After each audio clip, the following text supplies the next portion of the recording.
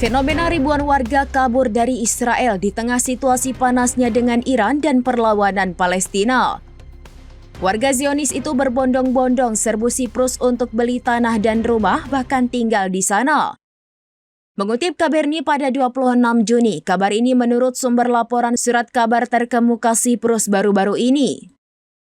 Mengungkap bahwa ada peningkatan pembelian tanah dan rumah oleh warga Israel di Siprus.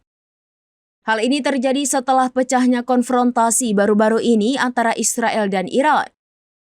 Surat kabar itu melaporkan bahwa warga Israel yang tiba di pulau itu hampir mendirikan sebuah kota.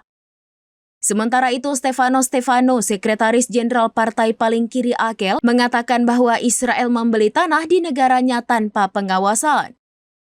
Ia memperingatkan bahwa tanah di Siprus sedang direbut Israel.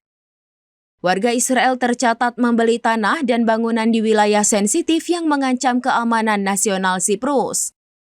Stefano memperingatkan bahwa bahaya besar sedang datang, Siprus diklaimnya akan hancur. Dalam pengamatannya, warga Israel itu justru membangun ghetto dengan mendirikan sekolah dan sinagog Zionis.